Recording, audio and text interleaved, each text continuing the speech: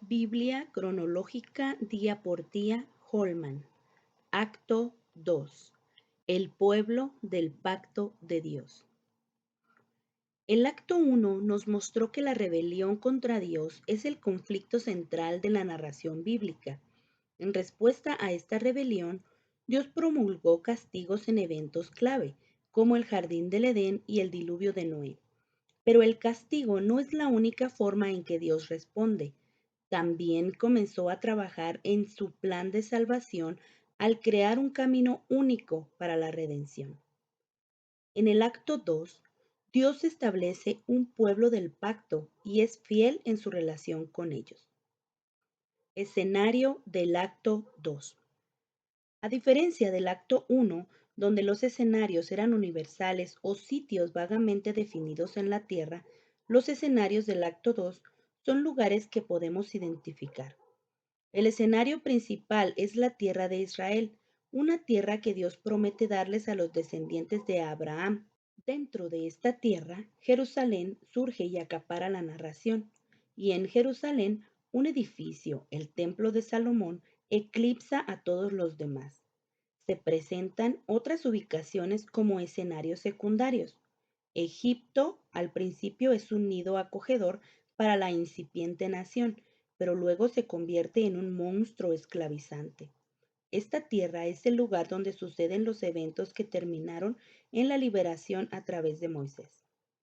Babilonia se convierte en el lugar de cautiverio después de que el templo de Jerusalén es destruido. Sin embargo, con el tiempo, el acto 2 termina con los israelitas de regreso en la tierra prometida por Dios, donde los fieles aguardan con esperanza al Mesías que vendría. Personajes principales del acto 2.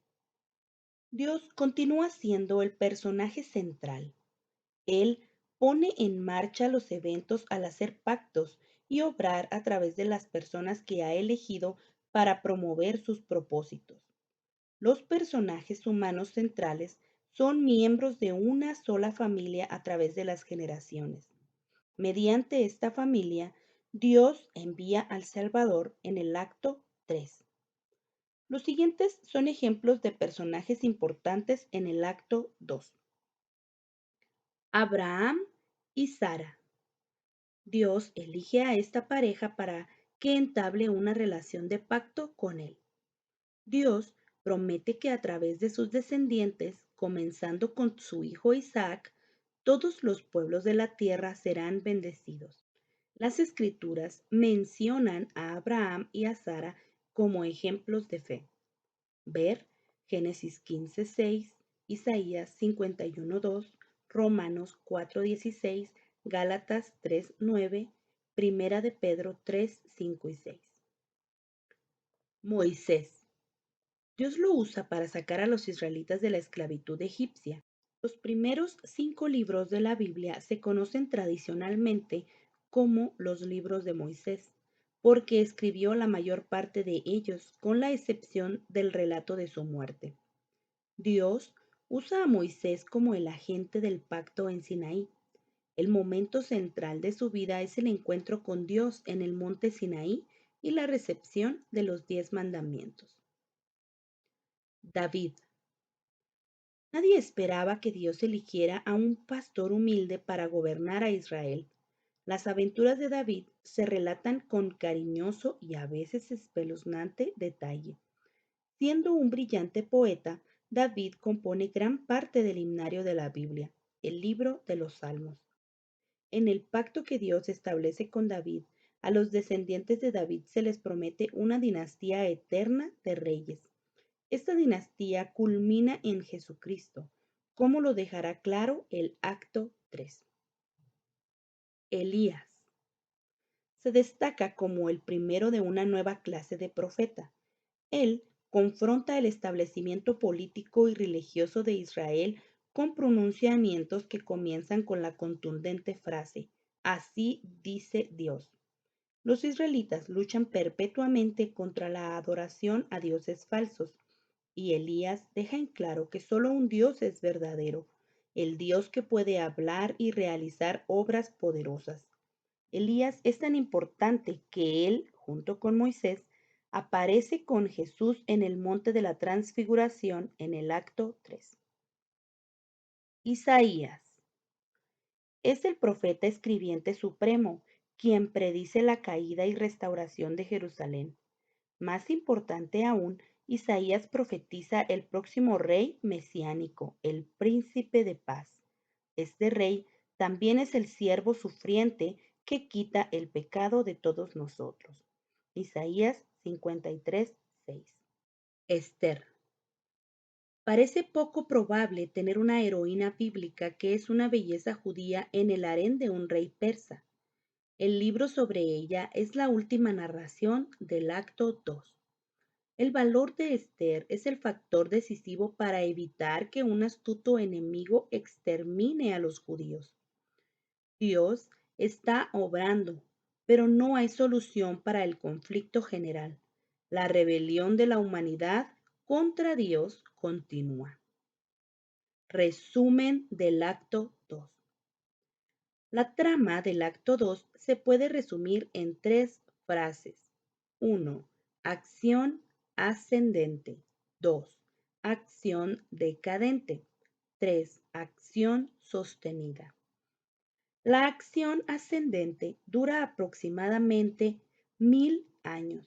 Comienza con Abraham y Sara, cuyos descendientes se convierten en una multitud del tamaño de una nación en Egipto. La acción continúa aumentando a medida que Dios redime a su pueblo de la esclavitud a través de Moisés y les da sus leyes.